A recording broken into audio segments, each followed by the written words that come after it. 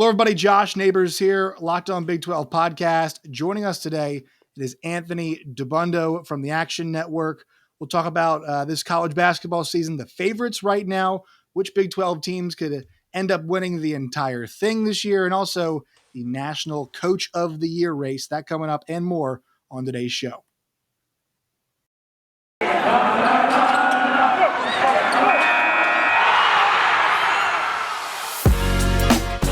Locked On Big 12, your daily podcast on the Big 12 Conference, part of the Locked On Podcast Network, your team every day. Once again, hello everybody, Josh Neighbors here, Locked On Big 12 podcast. Joining us, it is Anthony Dabbundo. And Anthony, I want to get right into this. You cover both basketball and soccer for the Action Network. I want to ask you just, do you think this Juwan Howard situation was the event that got the general sports public kind of now into college basketball, right? There's usually kind of this slow overtime ebbing. And I think especially now with the prevalence of sports gambling, the conference tournaments are an excellent time. If you're a gambler, it's just great.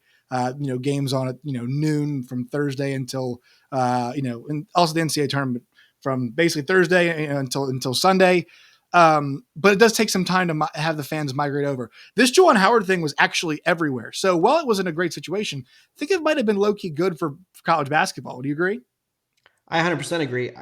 I was in a coffee shop yesterday working, and the owner of the coffee shop was not a college basketball fan whatsoever. Was asking me, what do you think of the Juwan Howard thing? And so the fact, he's like, oh, what do you think? I'm from Philadelphia. What do you think of Phil Martelli taking over for the next few games at Michigan? So there's a lot of buzz around college hoops from people who are not typically interested this early. Everybody gets interested for the March, but I agree with you. I think conference tournaments are excellent. Games on all day and night. You get a real introduction to teams on a neutral court, in a big time environment in a lot of these gyms. So I think it's a really good primer, and I think it's become such a big week now that it's a perfect appetizer, and we're getting closer to it. So when we look at the favorites, and that's kind of what I want to start with the right now, the betting favorites, and we use our friends at betonline.ag. Gonzaga right now at plus 400 is your leading favorite, if you will, but that's really not, that's not, not a margin normally that we see.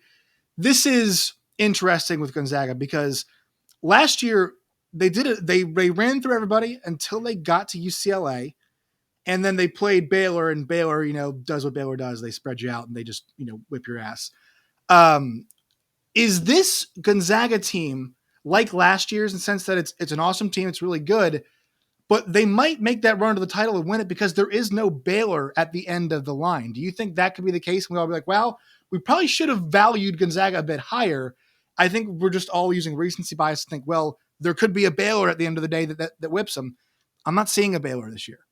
I agree 100%. I think Gonzaga, they lost Jalen Suggs, right? And that's a huge loss to that team. And Corey Kispert was an elite shooter.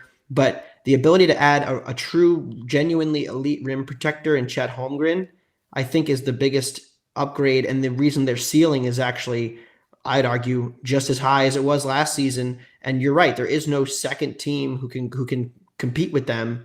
Right now, Ken Pom says they're 4 points per 100 possessions better than everybody else in the country. I'm not sure the gap is that big because I think Kentucky, when they're at their ceiling, if they're healthy, is the one team that can compete with them. And Arizona, because they can match the style and they can match the size, I think can both those teams can really compete. Same with Auburn on their day. But I think night in and night out, there is no team that has matched the efficiency of this Gonzaga team. I understand that they're, everybody's saying, oh, the West Coast Conference stinks. They play cupcakes every night. This is the best West Coast Conference we've seen in years. San Francisco is really good. St. Mary's is really good. Santa Clara and BYU are solid teams. And nobody is seeing a domination of a conference like Gonzaga is dominating the West Coast this year. Even more dominant they were last year. So if they run here and they have St. Mary's and San Fran on the road left, their two toughest games of the year, if they run through both of those, which I think they might, it's the most dominant conference that we've ever seen. Tough is in parentheses. Those are both top 30 programs per Ken Pom, and they're both tournament teams who are going to be 8-9 seeds probably. So, those are legitimate teams. They're not like they're, playing, these Horizon League or OVC like Murray State. They're running through a good league.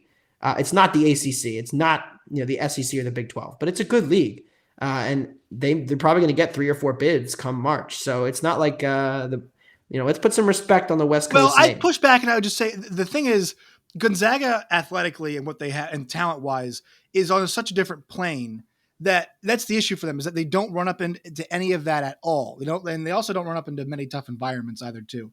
So, when you're getting a situation where Kentucky is having to play Tennessee, Arkansas, Florida, not always on that level, Auburn, but like some of those teams can match you. And Gonzaga doesn't have any of that at all. So that's why I say, yes, while these are decent teams, like there's nobody, let's be honest, I want to see Chet Holmgren going up against Walker Kessler, right? What does that matchup look like? What can they do with an Oscar Tshiebwe? How do they try to neutralize a guy like that? Can they keep him off the glass somewhat? The problem is they can't answer those kinds of questions in conference. And that's always the problem for them. But yes, while the league is better, I think still the general questions are like, all right, what does this look like against the top line guys? Which kind of leads me to my next thing. If you go to the top 5 favorites according to betonline.ag, Gonzaga, Kentucky, Arizona, Purdue, and Auburn, they all have something in common. Elite big man play, right? I think more for Arizona, it's more defensively. Their interior defense has been fantastic this year. But obviously Purdue, we know it's a tandem big man attack. Walker Kessler has been just an absolute delight to watch and turn into the player that we all thought maybe he could be, and even more, I would say. And then obviously we talk about Drew Timme and then Chet Holmgren. And then Kentucky has the big of all bigs, Oscar Tshiebwe, who just, he is the Charles Barkley of college. He is, just an absolute rebounding machine.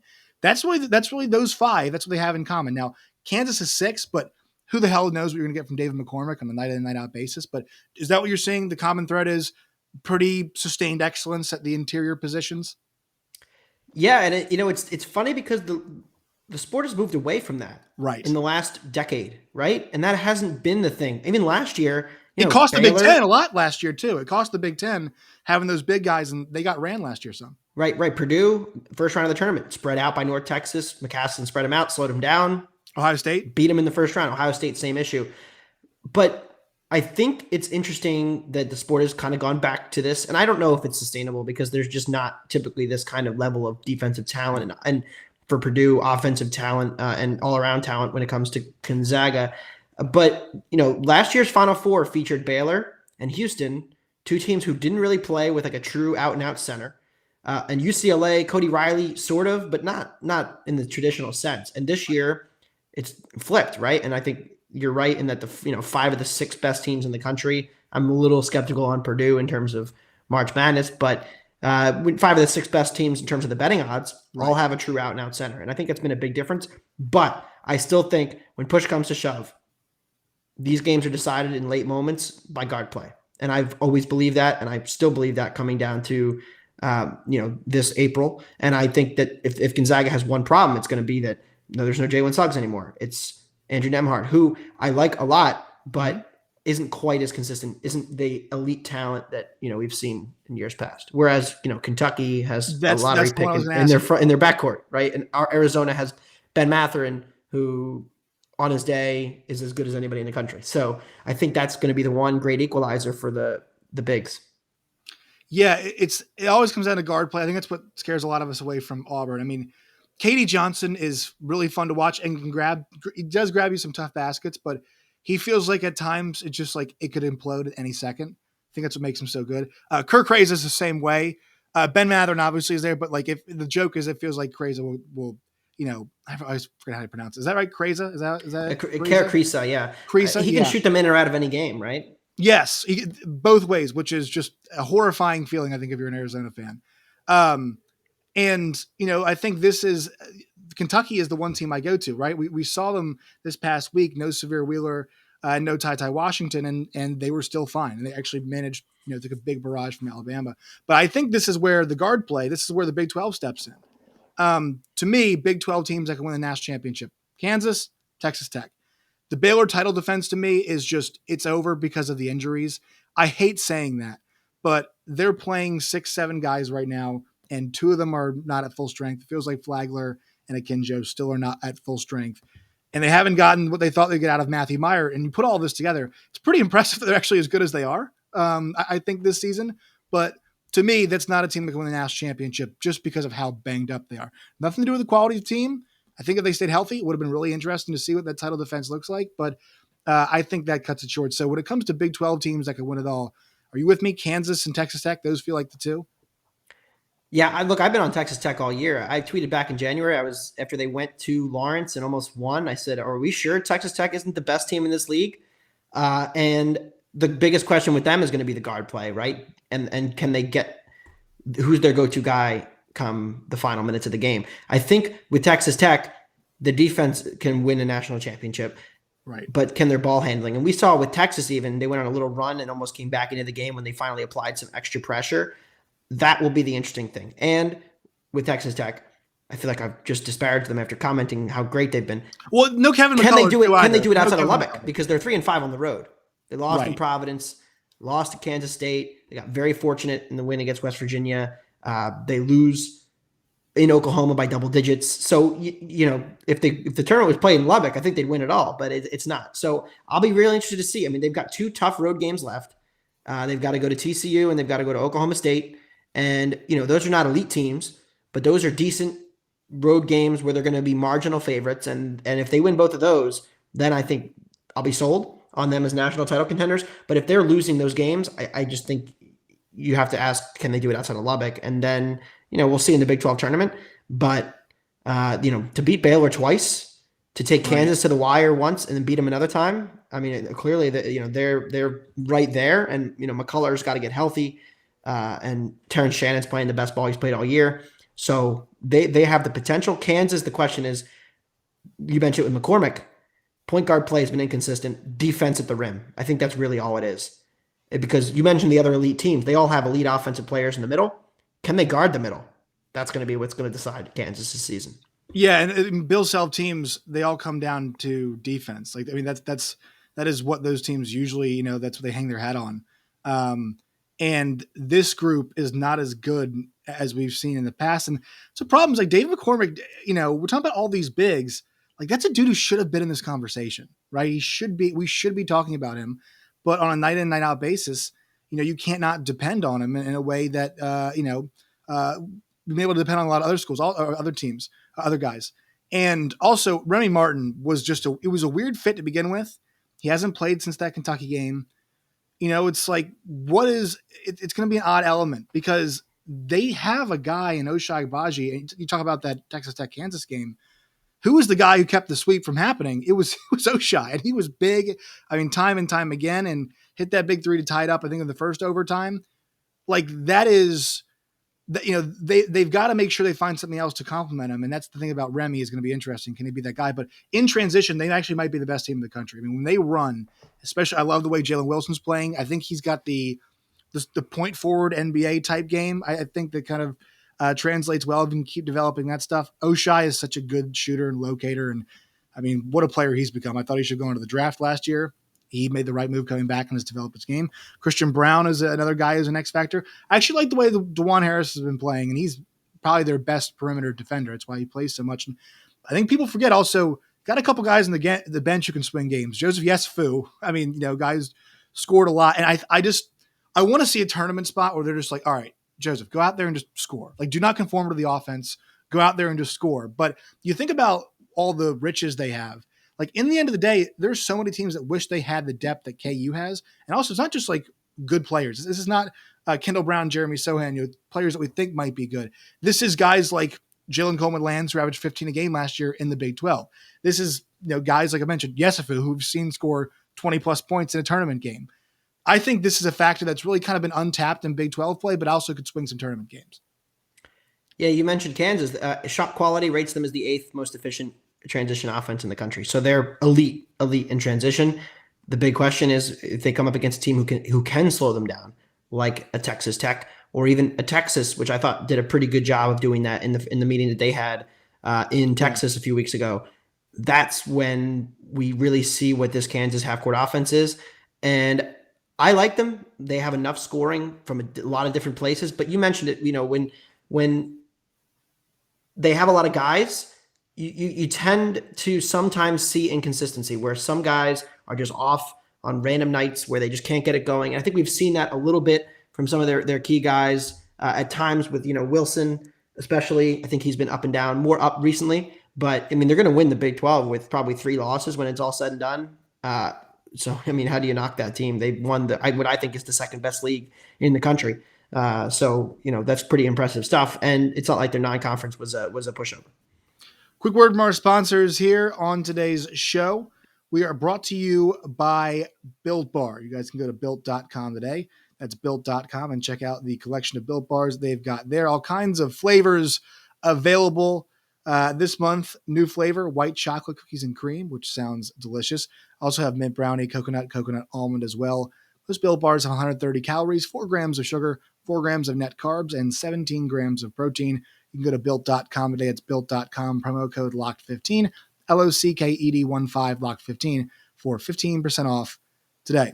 All right, so let's look at the teams that are on the bubble and just your thoughts generally on the bubble. I feel like every single year it's always this is the weakest bubble we've ever had, or this is the strongest bubble we ever had. It really feels like there's no in between. Is this a standard bubble? Are we just? I think it's a strong bubble. People keep saying it's a weak bubble, and I'm looking at these teams. I don't think it's a weak who bubble. remembers all teams that are on the bubble though from previous seasons? You know what I mean? Like no.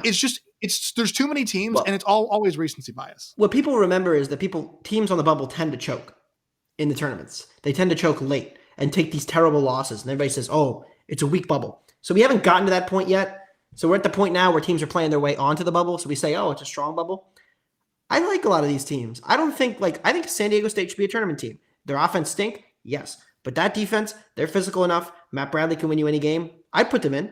I think there's a lot of teams who have decent cases to be tournament teams and not a ton of teams where I'm like, how is this team who can't win any game? Like Oklahoma, for me, they're like one team where I'm like, why are they on the bubble? They have. Well, they've got some nice early wins. They have nice early wins, but they haven't played well in months, and they're losing all these games. And yes, they beat Texas Tech at home, and I guess that's going to carry them through the non-con. But then they go get embarrassed in the rematch, and they are 4-11 in the Big 12. I'm sorry, I know the Big 12 is tough, but you can't be 4-11.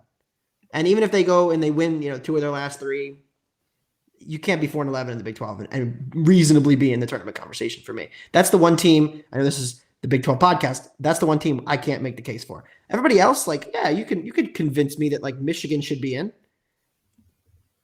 I mean, so there's a bunch of these teams. I think to me, who I want to see in, so I'm looking at the bubble that Jerry Palm has right now.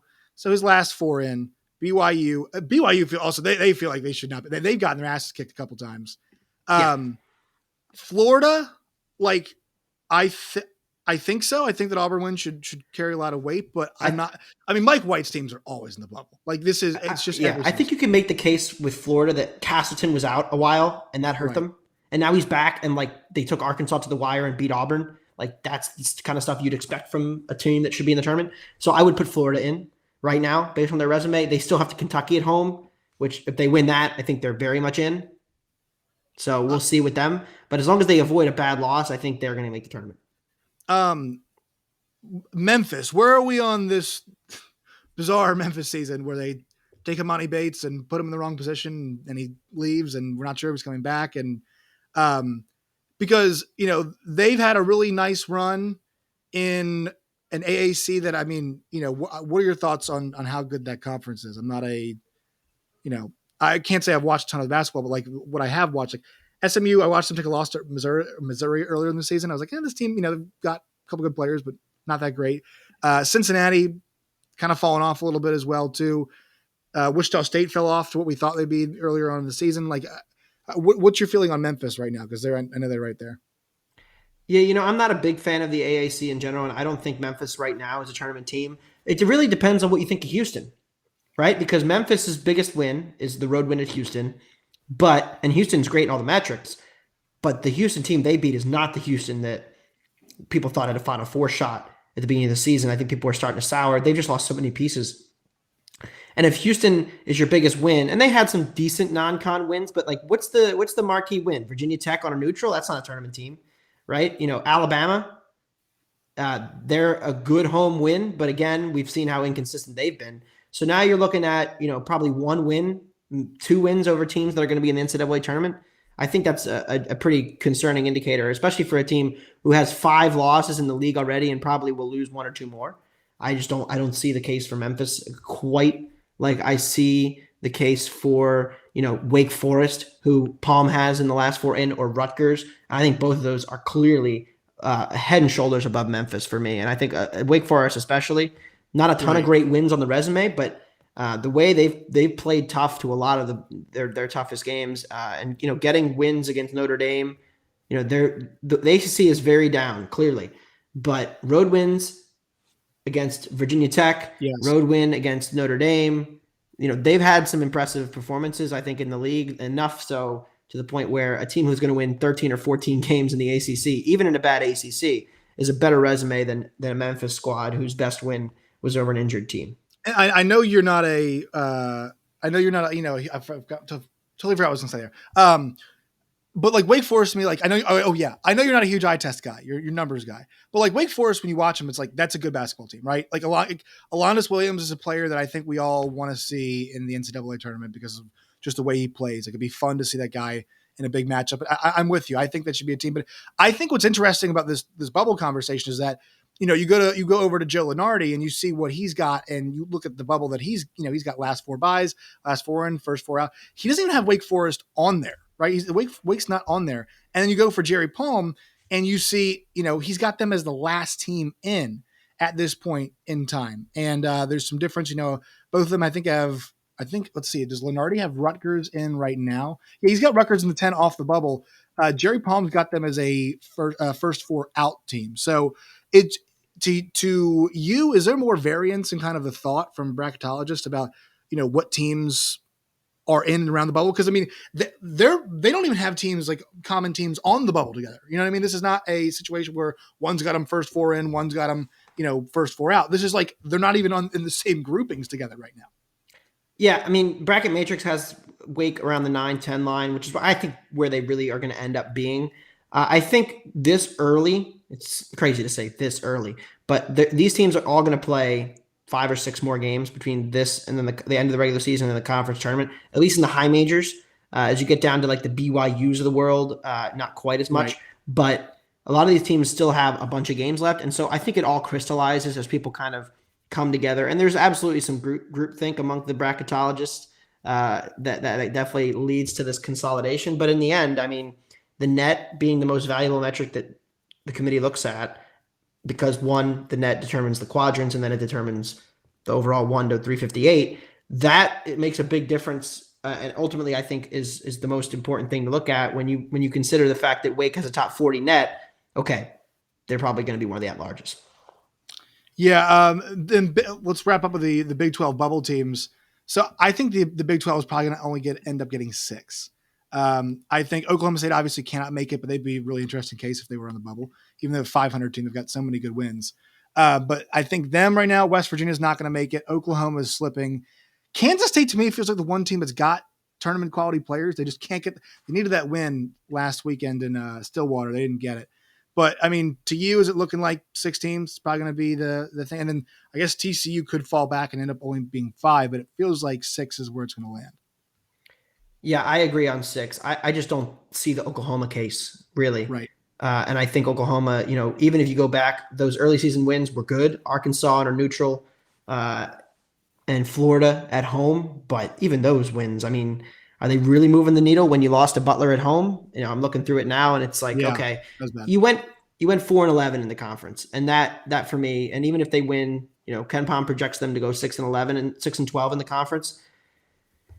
Unless you have like an Iowa State type resume where they were legitimately undefeated in the non-conference for large stretches of it, and some good wins too, and had some really impressive wins in that non-conference, then you can excuse it. But I can't get by it. So yeah, I agree with 6. TCU I think is pretty safe, but you look at their schedule. They have Texas Tech, Kansas, and West Virginia away. So they're projected to lose all those games. They're going to need 1 or 2 of them to get in the field, I think. So if they can get 2 of them, I think they're in. If they go 0-5, though, I mean, their resume is not that good either when you start looking down the list. So I think TCU is a team who is not safe. I think Iowa State is safe because their non-conference was so impressive. So I think 5 is the minimum. 7 is the max. If Oklahoma makes a tournament run, they could get in. But I can't see more than 7 because West Virginia, Kansas State, they just Kansas State is the only one that they have to run it. They have to make a little run as well. It's just the top of the conference has been so good this year. They have not slipped up that often. That's what's made it really difficult. Yeah, you needed some more cannibalization is really what you needed. Right. And Kansas actually came close to dropping a couple. I mean, Kansas State almost got them. Texas Tech Miracle almost got them. Miracle wins. Oklahoma almost got them, right? So, but they found a way. One more quick word from our sponsors, and I'll get your thoughts on the Coach of the Year race. Today's show is brought to you by Run Your Pool. March Madness is only a few weeks away. That means you need to start thinking now about how you're going to be running your bracket this year. Are you going for the usual, or are you looking for the best? We've done our homework, and we're running brackets with runyourpool.com. Along with standard brackets, Run Your Pool offers game types like Survivor and Pick X, both really fun and kind of different ways to do it. They have options to edit scoring. They also offer more ways and more intel as well. All stuff that you will not find on ESPN and CBS. So go to runyourpool.com/lockedon. When you're there, create your own pool for your friends and family, and then enter Pure Madness at checkout for $10 off on your custom pool. Once again, it's Pure Madness. That's runyourpool.com/lockedon. Look forward to seeing you and beating you there. All right. So last thing is the race for National Coach of the Year. To me, it's four people. It's going to be Ed Cooley at Providence. It's going to be totally blanking on the Arizona coach's name for the second time today. Tommy Lloyd, yes. It's also going to be Mark Adams, and then I think Bruce Pearl is in there. I think those four coaches should definitely be considered for Coach of the Year. If I had to vote right now, I would go with Tommy Lloyd, and I think we did not see this coming, and I think the mess that the Sean Miller experience left behind, I think the job that he did cleaning it up really does need to be acknowledged, and I think they're a bit steadier than Auburn right now, so I would go with that. But I also feel like Mark Adams has done what I think we picture like the best version of Chris Beard is, right? Taking all these transfers, getting these guys to come in, and they've all meshed together. Because actually, to be honest, Chris Beard's teams, while they've been talented and decent, have not meshed as well as I think we think they have the last couple of years. Mark Adams' team has guys from Winthrop, and they've got guys from UTEP. They've got guys from Oral Roberts. Obviously, bring a couple of their own guys in, and they've all meshed brilliantly, especially on the defensive end. So I would say I think Mark Adams has got a really strong case, but if I had to vote today, I would go with Tommy Lloyd. What about you? I'm between two guys.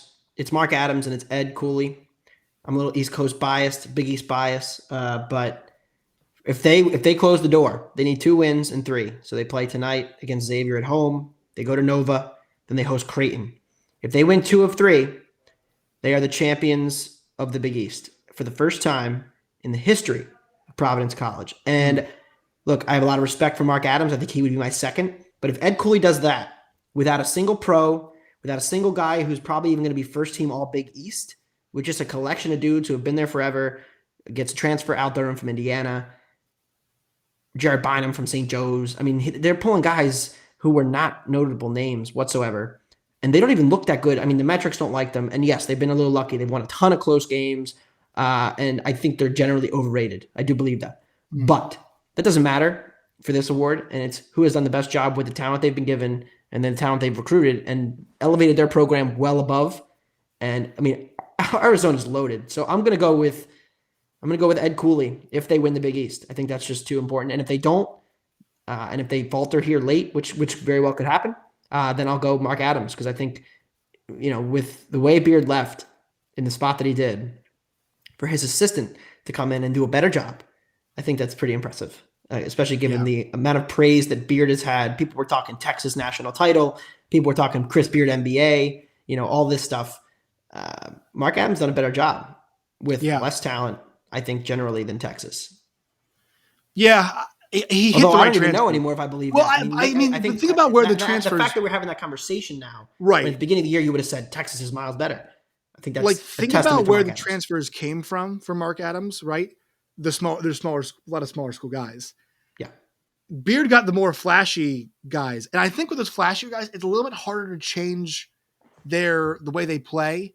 You get some guys from smaller schools, like they're not always one trick ponies, but like Bryson Williams. It's a guy who's been fantastic, and he challenged him to learn 3-point shooting, and he's become a really awesome 3-point shooter. Like, how do you change what Marcus Carr does? You really don't, right? And you get Christian Bishop in there, you get Timmy Allen in there. A Dylan Disu in there, like all of these guys, it's tough to alter the way they play. And so I think that's been the challenge for them is like at times they look good, but it's like, it feels like Marcus Carr should take over games and he really hasn't this much. And is it Jones? Is it Coleman? Coleman. Is it Jones? Is it Ramey who should take over a game? Who should be that guy for them? Should Febres play more? Like he's having a tough time getting it all together. Now it's a talented group and they've got some big wins and they're going to be a tournament team. But like, doesn't it feel like their cap is like the Sweet 16? I mean, look, we'll just see what the matchup is. Yeah. But if they're a 5 seed, there's a few 12s. So I'm like, oh, love to get Texas against them, and I'll be grabbing the 12. I think, they're one of the teams, and also, if they get a good matchup in the first round and there's a vulnerable one, you start thinking, maybe Elite Eight. But I don't see. I think their half court offense is so bad. I mean, it's so bad. And every time I keep saying, "Oh, it looks like Texas is turning the corner," no. Then they have that game against Texas Tech on Saturday. Right. And look, I know Texas Tech's great defense, but that was as much of Texas's offense looking horrible as it was Texas Tech's defense being elite. I think it was both. They only scored 50-something points, but it felt more like Texas beat themselves as much as Texas Tech did. Yeah, so for me, just to not be a complete Big 12 homer, like I'm with you on the argument for Mark Adams. What Tommy Lloyd has done creating it. I mean, this team, I think they've only lost one game in the Pac-12, and good chance they only lose one, which is really impressive to me.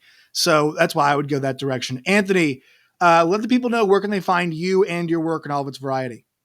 You can find me on Twitter at Anthony Dabbundo. It's tweeting takes about soccer and about college hoops most of this time of year. But you can also find my work at the Action Network, actionnetwork.com. You can follow me in our app. You can see what I'll be betting. And so it'll be a fun next 3 weeks. And we'll be doing a ton of analysis on the big tournament games and the conference tournament week. Going to try to make it to 3 in 3 days. I've got a big plan for New York, A10, Big East, and ACC. So we're trying to pull it off. So it'll be fun. Awesome. Anthony Dabbundo, Action Network. Appreciate your time.